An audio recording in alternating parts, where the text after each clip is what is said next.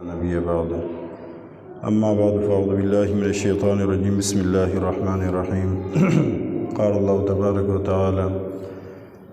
انا ارسلناک شاہدا ومبشرا ونذیرا وداعیا الی اللہ باذنہ وسراجا منیرا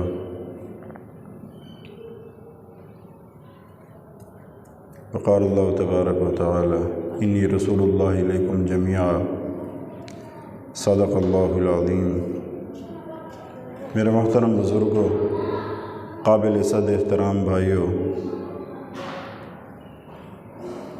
سیرت نبی کریم صلی اللہ علیہ وسلم کا سلسلہ چل رہا تھا۔ اس میں سب سے جو پہلی چیز بیان کی گئی وہ کچھ واقعات تھے جو نبی کریم صلی اللہ علیہ وسلم کی پیدائش سے پہلے کے تھے، پھر پیدائش پہ جو معجزات، جو واقعات رونما ہوئے، پھر نبی کریم صلی اللہ علیہ وسلم کا حلیہ مبارک اور آپ صلی اللہ علیہ وسلم کا کہ ظاہری اور باطنی کمالات، اس پہ بات ہوئی۔ آج جس سیرت کے جس حصے پہ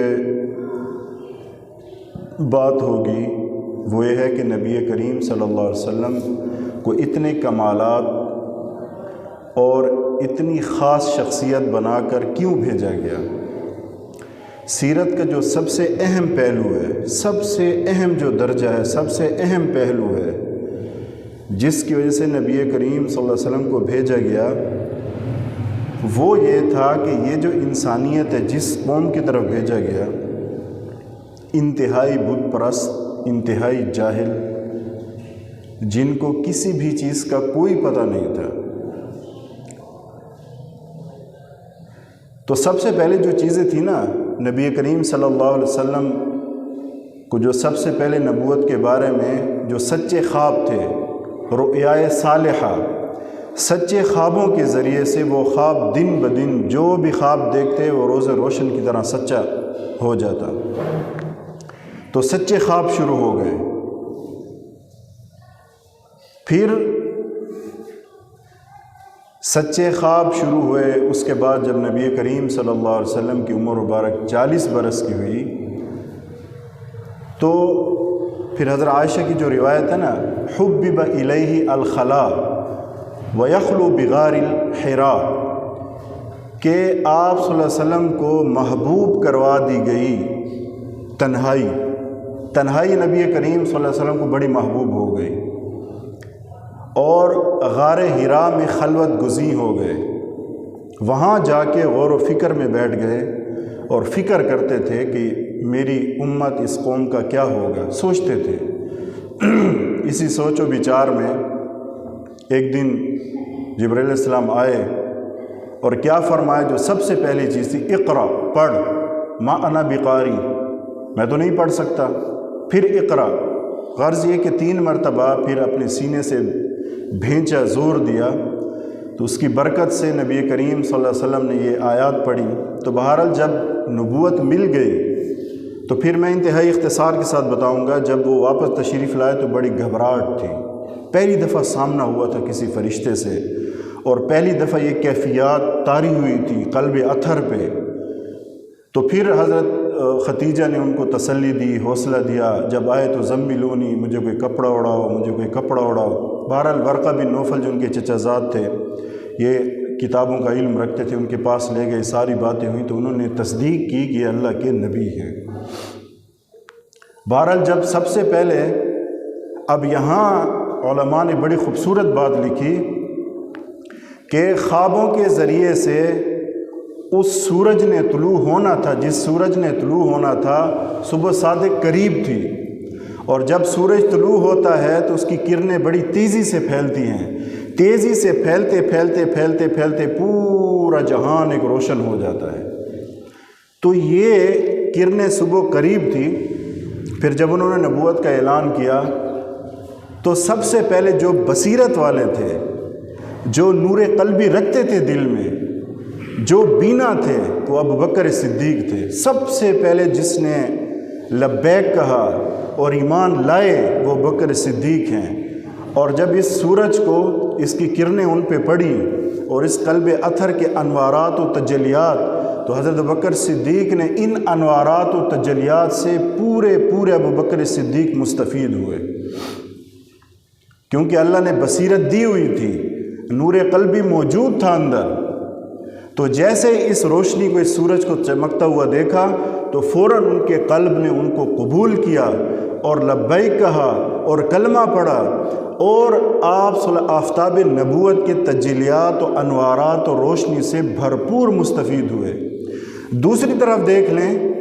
کہ عمر بن ہشام ابو الحکم یا ابو الحکم، یعنی فیصلے بڑے بڑے کرتا تھا، بڑا قریش میں سب سے بڑا سردار، بنو مخزوم کا سردار، پورے قریش کا سردار، جس کو حضور نے ابو جہل کا لقب اس لیے دیا کہ خود بھی برباد ہوا اور اپنے ساتھ بڑے بڑے نامور سمجھدار سرداروں کو بھی تباہ و برباد کیا۔ اس کے سامنے بھی یہ آفتاب طلوع ہوا، ایک ابو بکر ہیں، ایک دوسری طرف عمر بن ہشام ابو جہل ہیں۔ تو ابو جہل نے اپنی اندھے پن کی وجہ سے، اپنی کم عقلی کی وجہ سے، کج فہمی کی وجہ سے اور کج عقلی کی وجہ سے اور خفاش صفت ہونے کی وجہ سے، جیسے چمگادڑ ہوتا ہے کہ جب صبح قریب ہوتی ہے، طلوع ہونے والی ہوتی ہے، تو چمگادڑ چھپ جاتا ہے، گھبرا جاتا ہے، وہ روشنی کو کتاب نہیں لا سکتا، روشنی کو نہیں دیکھ سکتا۔ تو جب انوارات نبوت پڑھے اور یہ روشنی پڑھی تو یہ جو ابو جہل تھا اس کا دل تو بالکل سیاہ ہو چکا تھا، کج طبیعت تھا، بصیرت سے بالکل عاری تھا، تو اس نے انکار کر دیا، وہ روشنی یہ قبول نہ کر سکا، اس کی تاب نہ لا سکا، اس کی تمازت کی تاب نہ لا سکا۔ اور جبکہ اس کے برخلاف ابوبکر صدیق ہیں کہ جن کے اندر بصیرت اور نور قلبی تھا، فوراً جب آفتاب نبوت طلوع ہوا اور اس کی کرنیں پڑی، اس روشنی کو فوراً قبول کر لیا۔ سلیم الفطرت، سلیم الطبع، فوراً اس کو قبول کر لیا۔ ادھر کج فطرت، کج فہم، حالانکہ اپنے قریش میں سب سے بڑا سردار تھا، لیکن جب وہ روشنی اس کو قبول نہ کر سکا، استعداد نہ تھی اندر، کیونکہ اتنے پردے پڑے ہوئے تھے قلب پر، جہالت کے، اندھیروں کے، شرک کے، تکبر کے، عجب کے، سرداری کے، نشے کے، تو اس قلب پہ پردے پڑے ہوتے تو وہ بدبخت اس کو تسلیم نہ کر سکا۔ اور باقی صحابہ کرام جس کا جتنا بصیرت، جتنا نور قلبی تھا، وہ اتنا نبی کریم صلی اللہ علیہ وسلم سے مستفید ہوتے رہے۔ بہرحال جب آپ صلی اللہ علیہ وسلم نے جب یہ اعلان کیا کہ ایک اللہ کی مان لو، اللہ کو ایک مان لو، وحدہ لا شریک ہے۔ اچھا، اس دور کی میں آپ کو ایک چیز بتا دوں، تھوڑی سی اس پہ بات کر لوں۔ نبی کریم صلی اللہ علیہ وسلم جس وقت یہ اعلان فرمایا، اس وقت جو ان کی حالت تھی نا، مجموعی طور پر جو عرب جتنی بھی آبادی تھی، ان کی حالت یہ تھی کہ جہالت کی وجہ سے شرک پرست تو تھے، مشرک تو تھے، بت پرست، توہم پرست بھی تھے۔ توہم پرست ایسے تھے جو بھی فطرت کی چیزیں ہیں، سورج ہے، چاند ہے، پہاڑ ہیں، دریا ہے، ستارے ہیں، درخت ہیں، پتھر ہیں، سب کی عبادت کرتے تھے۔ اپنی جہالت کی وجہ سے اتنے توہم پرست ہو گئے، کیونکہ جب ایک اللہ وحدانیت سامنے نہ ہو تو ہر چیز میں جھکتے تھے۔ پتھر کو بھی سجدہ کیا ہوا ہے، آٹے کے بت بنائے ہوئے ہیں، سورج کو مانا ہوا ہے معبود، چاند کو مانا ہوا ہے، تو ایسی حالت میں تھے۔ اور جب آپ صلی اللہ علیہ وسلم نے جس وقت اعلان کیا، اس وقت یہ حالت، آپس کی حالت یہ تھی کہ آپس میں اچھا اللہ کو تو، اللہ جل جلالہ کو تو نہیں پہچانا، تو اپنی قدر و منزلت جو خود وہ انسان تھے اس کو بھی کھو دیا، اس سے بھی نیچے گر گئے۔ اب ان کے ہاں کوئی انسانیت کے کوئی اقدار، کوئی اصول، کوئی ضابطے، کچھ بھی نہیں تھا۔ اس کی وجہ سے رہزنی، ڈاکہ زنی، زنا، شراب، ظلم، بربریت،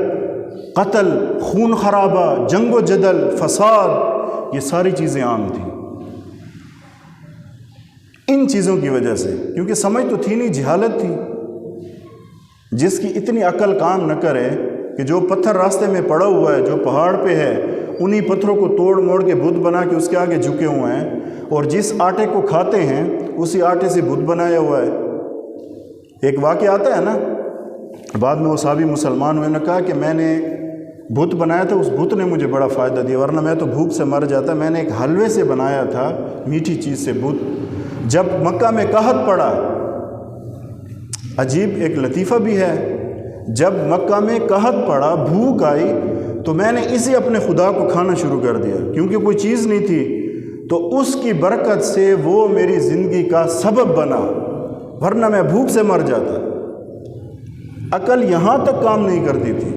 اپنے ہاتھوں سے بنایا، اب جب بھوک لگی اسی کو کھانا شروع کر دیا۔ یہ ایک عجیب لطیفہ بھی ہے۔ پھر جب آپ صلی اللہ علیہ وسلم نے ان پر محنت کی، اس وقت جو ایک اور ترتیب سے جو ان کی حالت تھی وہ یہ تھی کہ آپس میں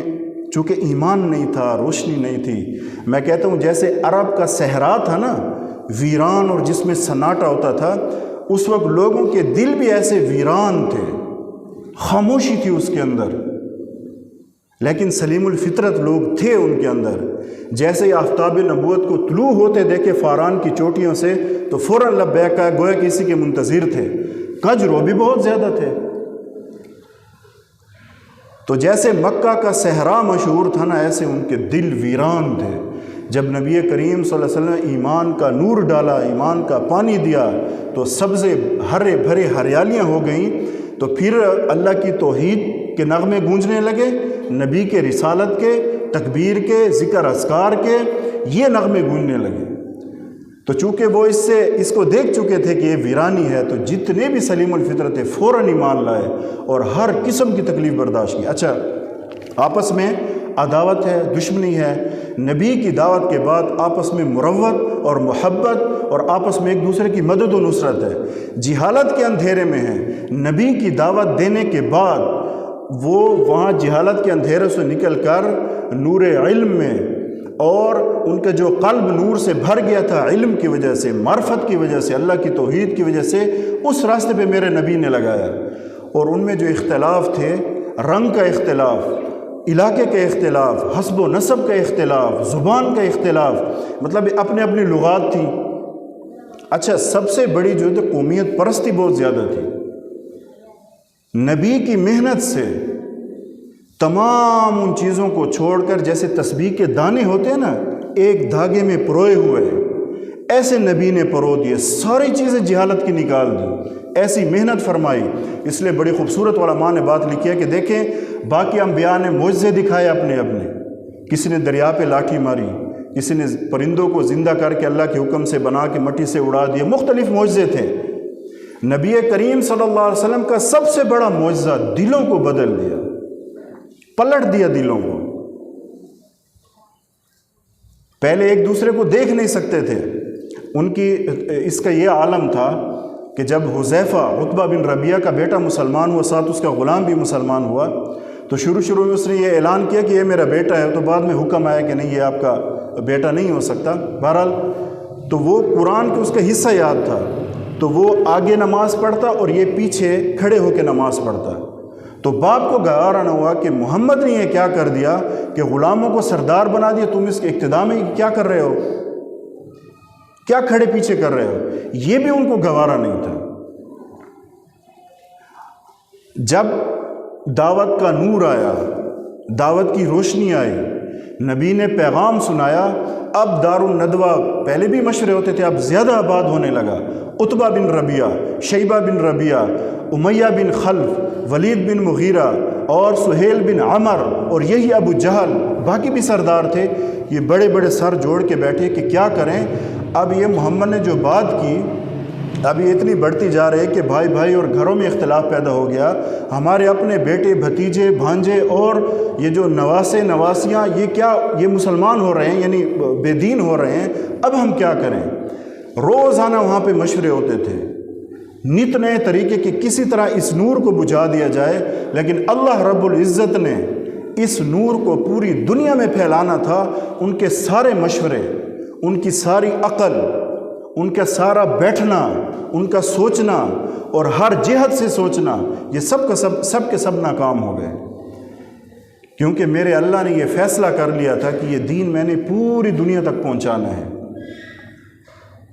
پھر حالات آئے، جو کمزور تھے، جو ان کے غلام تھے،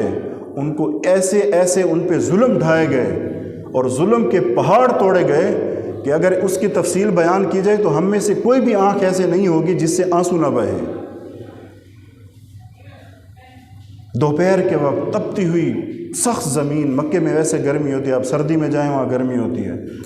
تو لٹا کر اوپر پتھر رکھ کے اور کہا جا رہا ہے کہ منکر ہو جاؤ کہ اللہ ایک نہیں ہے، بتوں کا انکار نہ کرو۔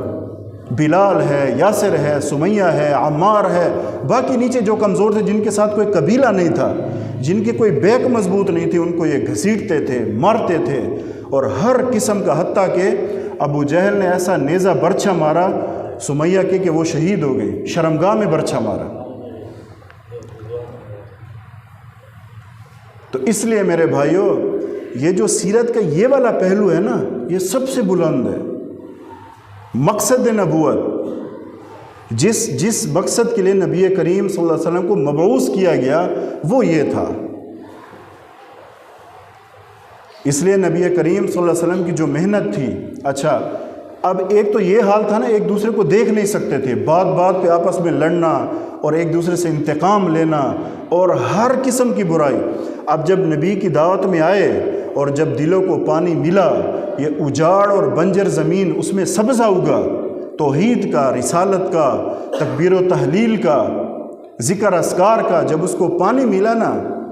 ان اجاڑ زمینوں کو اور ان سیاہ دلوں کو جب یہ صاف ہوئے، ان کو پانی ملا، تو پھر ایسے ہو گئے کہ غلام اور آقا کی تمیز ہی ختم ہو گئی، ایک ہی صف میں کھڑے ہیں۔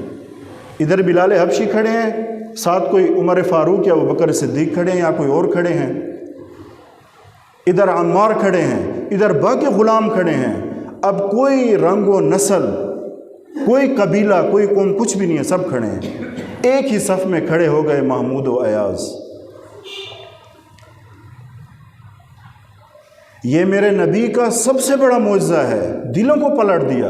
اور کون سی قوم جن سے وہ آس پاس والے کیسر و کسرا بھی پناہ مانگتے ہیں کہ ان کو ہم نہیں سنبھال سکتے، ان کو ہم قابو میں نہیں کر سکتے، ان پہ ہم حکومت نہیں کر سکتے، ان کو سنبھالے گا کون؟ تو یہ میرے نبی کی محنت تھی۔ اس محنت میں جو ان کی مشکلات پیش آئیں، جو تکلیفیں پیش آئیں، جو صحابہ کو مارا گیا، پیٹا گیا، 2 ہجرتیں ہوئیں حبشہ کی طرف۔ ایک دفعہ ہجرت کی، کسی نے وہاں خبر اڑائی، کوئی تاجر گیا ہوا تھا، یہ حضرات واپس آ گئے کہ عمر بھی مسلمان ہو گیا، حمزہ بھی آپ آ جاؤ۔ پھر جب آئے، پھر وہی حالت، پھر دوبارہ تکلیف کے سے پھر ہجرت کی۔ اور جو سب سے بڑی ہجرت تھی وہ مکہ سے مدینہ تھی، وہ انشاءاللہ آنے والے جمعہ میں انشاءاللہ وہ بھی عرض کروں گا وہ واقعہ۔ بہرحال ایسی ایک قوم، یہ بڑی عجیب بات ہے، اور اتنے تھوڑے عرصے میں 13 سال میں